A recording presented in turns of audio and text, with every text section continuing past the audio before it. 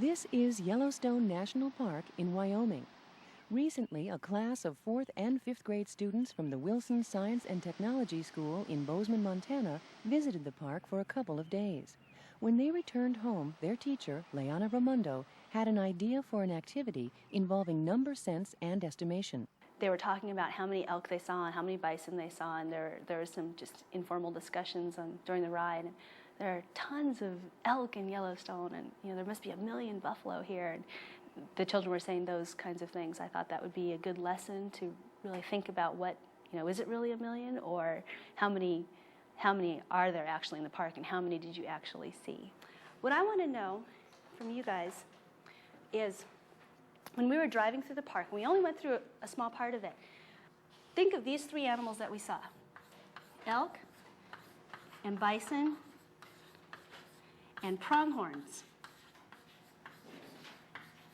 How many elk do you think you actually saw from the bus and from our hike? How many do you think you actually saw? Gabrielle? Maybe 95. Maybe 95? Lindsay? 130. Okay, one more person. How about Michael? I thought 125 because 100 isn't enough and 150 is too much. And so 125 is my estimate. Okay, so you took right in between. We saw a number of bison from the road, and also our hike on Specimen Ridge in particular. So according to what you saw during the hikes and from the bus, how many bison do you think you actually saw when we were at Yellowstone? Nick?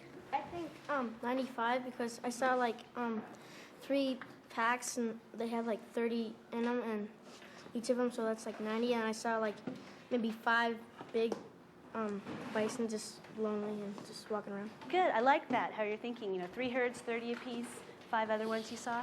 Good thinking. How many bison, Celine? I think there's about 150, because when we were on Specimen Ridge and filling out our journal things, there's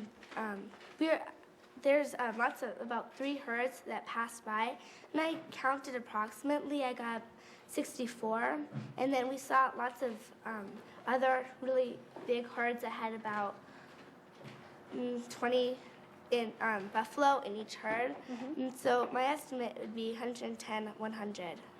So 100 to 110. Let's do a third animal that we didn't quite see as many of these, but how many pronghorns did you see from the road? And they're tough to see sometimes. They have very good camouflage. They blend in very well. Nathan? I thought there were about maybe 60 to 65. Mm-hmm. One more person on pronghorns. How many did you see? Lori? 10. And we only saw about 2 at a time. And we only saw them maybe 5 times. Mm-hmm. So. Yeah, I noticed that too. Your task today is to think of how many elk or how many bison or how many pronghorns, according to these numbers, that you saw from the bus and the hike, and think how many actually inhabit the park. Let me show you, give you an idea of where we were and where you saw them, so you can keep this in relation to the rest of the park here. When we traveled, we came in this entrance, and we mostly went through here, and I'll come around and show this to everyone, and through here.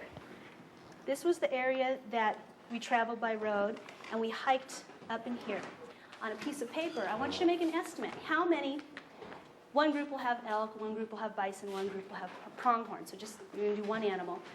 Write down a number of your estimate and some reasons why you think it's that number, and come to a group consensus on that. About how big is the park?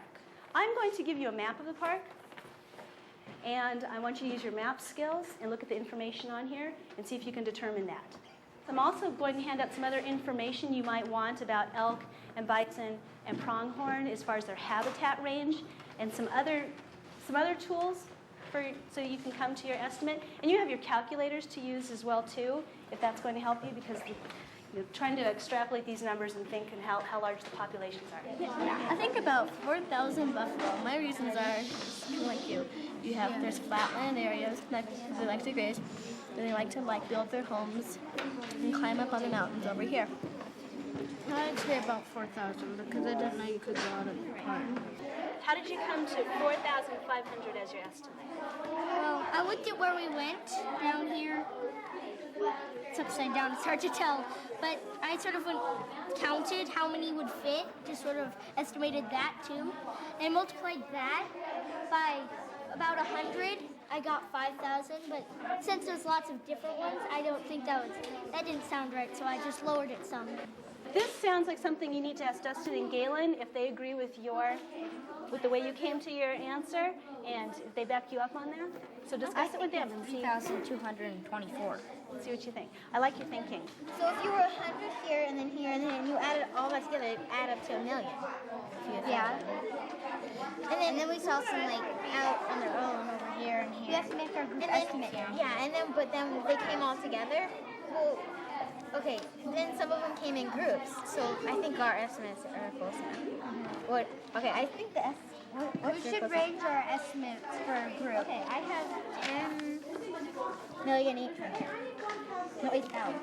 I have 2,955,000. I have 10,500. 800. I have 800. You have 55. When we get up to 900. 9,955,555. Yeah. 555. 855. 500. 8. 5. 8. It's about 25 over there, guys. This was a good lesson for several reasons. One, it was open-ended, and there was opportunity for the children to have a lot of good discussion to go along with that. There was estimation, there was measurements, they were doing area, and they were looking at scales. I like having those connections in my math lessons where it's not just strictly number sense. Even though that was my goal, it nicely tied in all the other things as well.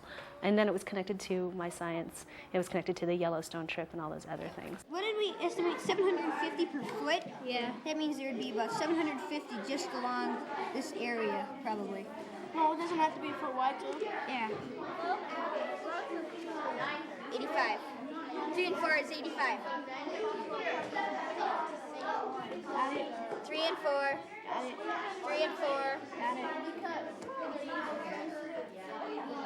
4 to 5 would be 15. And 115. 115. It could be a good winter, it could be a bad winter. It's like a really, really good winter. Like there wasn't much snow or anything. There would be more animals because hardly any would die, and so there would be more. And if there was a bad winter, there wouldn't be very many because some would die. So what estimate should we use? I think we should use the 905 to 1,050. Well, how about just 900? Because just 5 really doesn't matter. Yeah. Okay. 900. Is that okay, Sean? Yeah. 900 to what? 900 to 1,050. Now we have to say how we came to that decision. Let me see. What I'd like you to do is tell us which animal your group did, and I want you to place here on the number line what your estimate was, what your number is for how many pronghorn or elk or bison you think live in Yellowstone.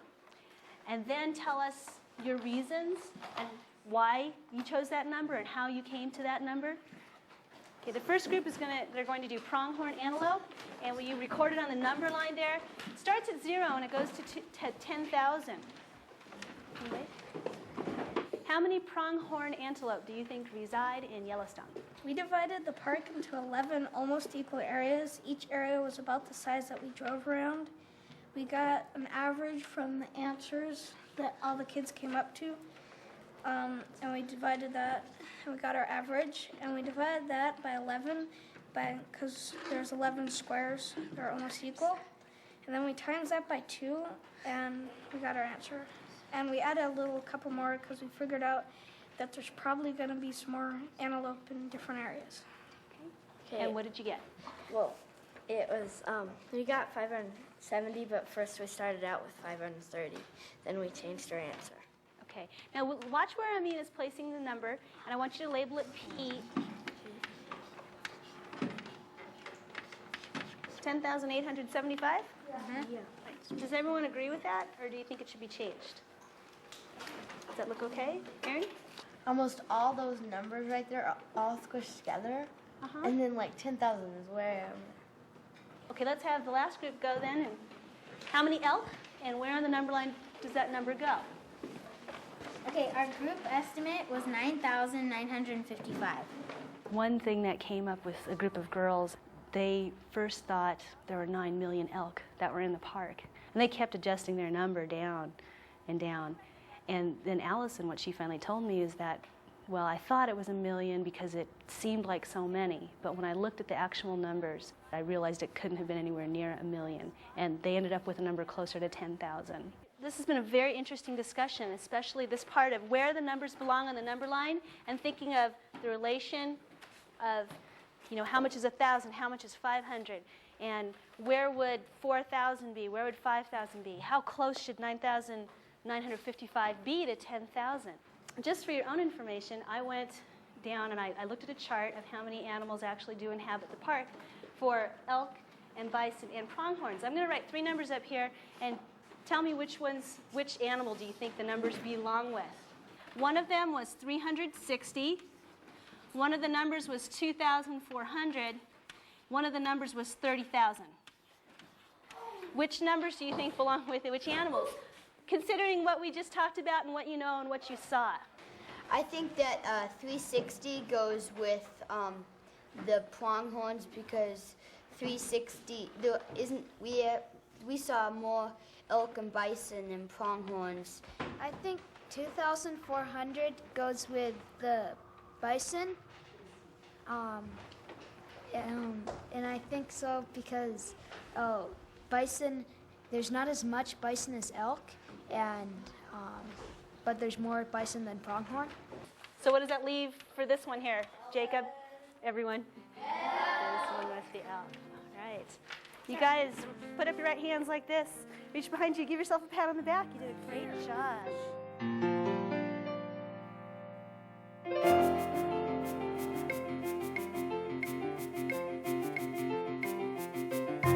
How did Miss Raimondo help develop students' sense of magnitude?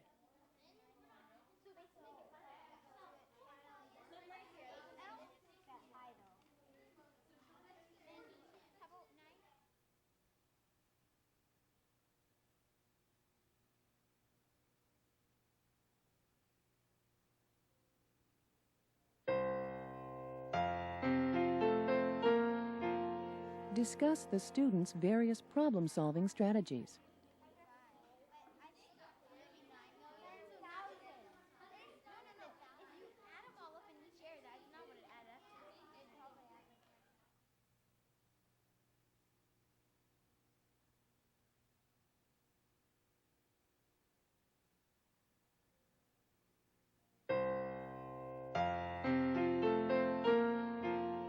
How was the number line used to promote discourse?